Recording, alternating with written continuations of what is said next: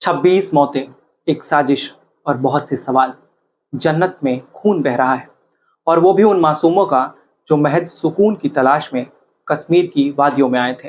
नमस्कार, आप देख रहे हैं एलएनबी मीडिया और मैं हूं आपके साथ प्रतीक दुबे। 22 अप्रैल 2025 की ये तारीख अब सिर्फ कैलेंडर पर एक दिन नहीं बल्कि कश्मीर की सबसे भीषण त्रासदियों में से एक बन चुकी है। जम्मू कश्मीर के अनंतनाग जिले में बसी बैसरन घाटी, जिसे लोग प्यार से भारत का स्विट्जरलैंड कहते हैं, वहां अचानक गोलियों की बौछार हुई, चीख पुकार मच गई और 26 निर्दोष जिंदगियां सदा के लिए खामोश हो गईं। दोपहर के तकरीबन 3 बजे जब बैसरन की वादियां धूप से चमक रही थीं, तभी 3 आतंकवादी पहाड़ियों से नीचे उतरे और उन्होंने पर्यटकों पर अंधाधुंध फायरिंग शुरू कर दी। घटना इतनी तेज थी कि किसी को संभलने का मौका नहीं मिला। लोग जान बचाने के लिए इधर उधर भागने लगे। कुछ गिर पड़े, कुछ चीखते रहे, कुछ रोते रहे और कुछ वहीं सदा के लिए थम गए। एक चश्मदीद जो खुद उस भीड़ में शामिल था, उसने पीटीआई को बताया कि हम फोटोज ले रहे थे, तभी गोलियों की आवाज आई। पहले लगा कि कोई पटाखा है, लेकिन जब एक महिला हमारे साथ गिरी और उसके कपड़े खून से भर गए, तब समझ आया ये हमला है, वो भी आतंकी हमला। हादसे की सूचना मिलते ही सेना और जम्मू कश्मीर पुलिस की टीमें मौके पर पहुंच गई।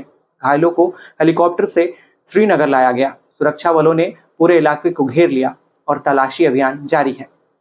गृह मंत्री अमित शाह तुरंत श्रीनगर पहुंच गए। वहीं प्रधानमंत्री नरेंद्र मोदी ने अपना सऊदी अरब दौरा बीच में ही रद्द कर दिया। ये दिखाता है कि यह घटना कितनी गंभीर है। इस हमले की जिम्मेदारी पाकिस्तान में सक्रिय आतंकी संगठन लश्कर-ए-तैयबा के सहयोगी ग्रुप द रेजिस्टेंस फ्रंट यानी टीआरएफ ने ली है। सोशल मीडिया पर एक संदिग्ध पोस्ट में उन्होंने इस हमले को कश्मीर की आज़ादी की लड़ाई बताया। लेकिन सवाल ये है कि क्या 5 साल की मासूम बच्ची या एक बुजुर्ग महिला जो सिर्फ वहां पहाड़ों को देखने गई थी, वो किस लड़ाई का हिस्सा थी? जम्मू कश्मीर के मुख्यमंत्री उमर अब्दुल्ला ने इस घटना को नागरिकों पर हुआ हालिया वर्षों का सबसे बड़ा हमला बताया। उन्होंने ट्वीट किया, यह सिर्फ एक आतंकी हमला नहीं, हमारे मेहमानों पर हमला है, हमारे स्वाभिमान पर हमला है। सरकारी आंकड़ों के मुताबिक अब तक 26 लोगों की मौत की पुष्टि हो चुकी है। घायलों में से 2 की हालत बहुत गंभीर बताई जा रही है। सोशल मीडिया पर वायरल हो रही कुछ वीडियो क्लिप्स में देखा जा सकता है कि घायल लोग मदद के लिए चिल्ला रहे हैं और सेना उन्हें अपनी पीठ पर उठाकर सुरक्षित स्थानों पर ले जा रही है। नेपाल के प्रधानमंत्री केपी शर्मा ओली ने इस हमले में एक नेपाली नागरिक के भी घायल होने की आशंका जताई। ये दिखाता है कि आतंक की आग सिर्फ भारत ही नहीं, पड़ोसी मुल्कों को भी झुलसा रही है। गुजरात से आए एक पर्यटक ने कहा कि हम सोच भी नहीं सकते थे कि जहां हम सुकून की तलाश में आए हैं, वहीं हमारे साथ ऐसा कुछ हो सकता है। एक महिला ने पीटीआई को बताया कि हमारे पति को सिर में गोली लगी, वो बस एक तस्वीर खींच रहे थे, हमारे साथ और भी लोग जख्मी हुए हैं। क्या यह हमला सिर्फ एक संयोग था या पहले से सोची समझी साजिश? क्या टीआरएफ के इशारे किसी और ताकत से जुड़ रहे हैं? क्या कश्मीर में आतंक की वापसी हो रही है? और सबसे बड़ा सवाल, क्या भारत सरकार इस हमले को सिर्फ निंदा तक सीमित रखेगी या अब कोई निर्णायक जवाब आएगा? जैसे जैसे सूरज ढला, कश्मीर की वादियों में अंधेरे के साथ सवालों का एक लंबा फहरिस्त फैलती गई।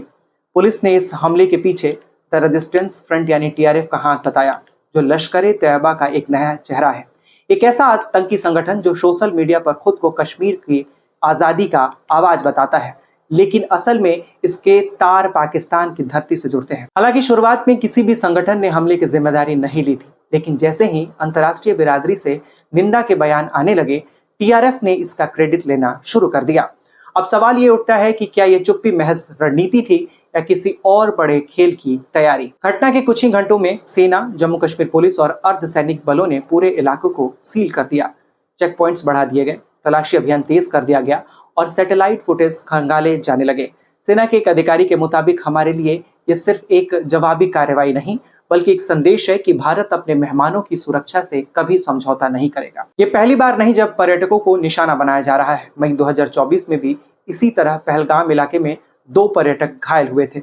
1989 से जारी आतंक की आग अब भले धीमी हो गई हो, लेकिन बुझी नहीं है और यही वो हकीकत है जिसे नजरें चुराना अब मुश्किल हो गया है।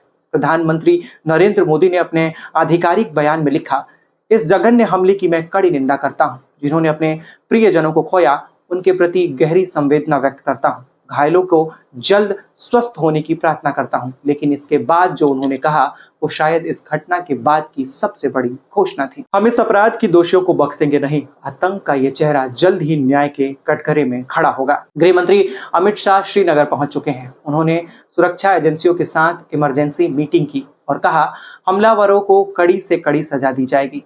अब सिर्फ बात नहीं, कार्रवाई होगी। मुख्यमंत्री उमर अब्दुल्ला ने फिर दोहराया, ये हमला सिर्फ हमला नहीं, ये हमारी आत्मा पर चोट है। वही महबूबा मुफ्ती और सज्जाद लोन जैसे नेताओं ने भी इस घटना की निंदा की।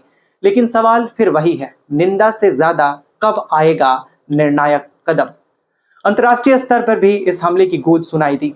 अमेरिकी राष्ट्रपति डोनाल्ड ट्रंप ने कहा, कश्मीर से आई ये खबर दिल दहला देने वाली है। अमेरिका भारत के साथ है। आतंकवाद के खिलाफ हमारी जंग जारी रहेगी। रूस के राष्ट्रपति पुतिन ने इसे क्रूर अपराध बताया और भारत के साथ एकजुटता जताई।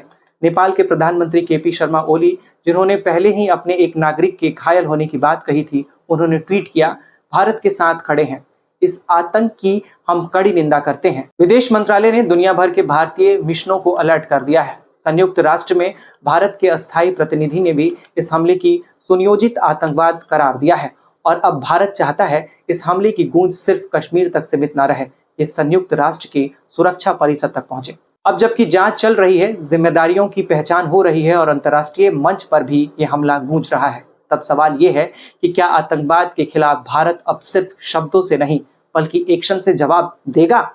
क्या कश्मीर की इस खूबसूरत चेहरे को फिर से मुस्कान मिलेगी या ये वादी यूं ही बारूद के साए में जीती रहेगी? आतंकवाद की आग सिर्फ खून बहाकर ही नहीं जलती, वो डर भी फैलाती है और इसी डर को खत्म करने के लिए अब सरकार और सुरक्षा एजेंसियां एक्शन मोड पर हैं। हमले के कुछ घंटे बाद ही जम्मू कश्मीर प्रशासन ने पूरे क्षेत्र में सुरक्षा बढ़ा दी। एलजी मनोज सिन्हा ने साफ कहा कि इस हमले के गुनहगार को भारी कीमत चुकानी पड़ेगी। सेना और पुलिस दोनों ने मोर्चा संभाल लिया है। पुलिस, सेना और सीआरपीएफ ने मिलकर पूरे इलाके में संयुक्त कॉम्बिंग ऑपरेशन शुरू कर दी है। चप्पे चप्पे पर तलाशी की जा रही है, संदिग्धों से पूछताछ की जा रही है और हर नाके पर सख्ती से जांच हो रही है। हमले के बाद उत्तर प्रदेश के डीजीपी प्रशांत किशोर ने राज्य भर में हाई अलर्ट घोषित कर दिया है। सभी संवेदनशील जिलों, मंदिरों, धार्मिक स्थलों और पर्यटन केंद्रों पर कड़ी सुरक्षा व्यवस्था लागू कर दी गई है। अयोध्या, काशी, मथुरा और ताजमहल जैसे स्थान अब खास निगरानी में है। रेल, सड़क और हवाई यातायात पर भी सतर्कता बढ़ा दी गई है। सूत्रों के मुताबिक घाटी में एक मुठभेड़ के दौरान 2 आतंकवादियों को भी मार गिराया गया है। हालांकि उनकी पहचान अभी तक सार्वजनिक नहीं की गई है। सुरक्षा एजेंसियां मान रही हैं कि ये वही आतंकी हो सकते हैं जो पहलगाम में हमले में शामिल थे, लेकिन जांच अभी पूरी नहीं हुई है और इस ऑपरेशन में और भी गिरफ्तारियां हो सकती हैं। घायलों और पर्यटकों की मदद के लिए प्रशासन ने तुरंत हेल्पलाइन नंबर और कंट्रोल रूम सक्रिय कर दिए हैं। श्रीनगर कंट्रोल रूम का जो नंबर है वो 019424575543 है। जो दूसरा नंबर है वो ये है 0194248361। एडीसी श्रीनगर आदिल फरीद से सीधे संपर्क के लिए भी नंबर जारी कर दिया गया है और वो नंबर है 7006058623। अनंतनाग पुलिस ने भी 24x7 आपातकाल हेल्प डेस्क शुरू कर दी है। सरकार की ओर से एक संदेश साफ है, हम इस मुश्किल घड़ी में हर पर्यटक के साथ खड़े रहेंगे। भारतीय मीडिया की रिपोर्ट के मुताबिक बुधवार को कई विरोध प्रदर्शनों की आयोजन की गई है। कई राजनीतिक दलों ने कश्मीर बंद का ऐलान भी किया है। वहीं वित्त मंत्री निर्मला सीतारमण ने भी अपना विदेशी दौरा बीच में छोड़ दिया है। यह दिखाता है कि केंद्र सरकार इस हमले को कितनी गंभीरता से ले रही है। इस दशक का ये सबसे बड़ा हमला है जिसमें 26 बेगुनाह जान गंवा बैठे हैं। टूरिज्म, जो एक कश्मीर की अर्थव्यवस्था की रीढ़ है, एक बार फिर सवालों के घेरे में है। सरकार ने वादा किया है, दोषी नहीं बचेंगे। सेना कह रही है, हम हर सुराग को नजर में रखे हुए हैं और अंतर्राष्ट्रीय समुदाय, अमेरिका, रूस, नेपाल, यूरोपीय संघ सब भारत के साथ खड़े हैं। लेकिन क्या इतना ही काफी है? क्या इस बार आतंक के नेटवर्क की जड़ें उखाड़ फेंकी जाएंगी या ये फिर एक बार और फाइल बनकर सरकारी दफ्तरों में धूल खाएगी?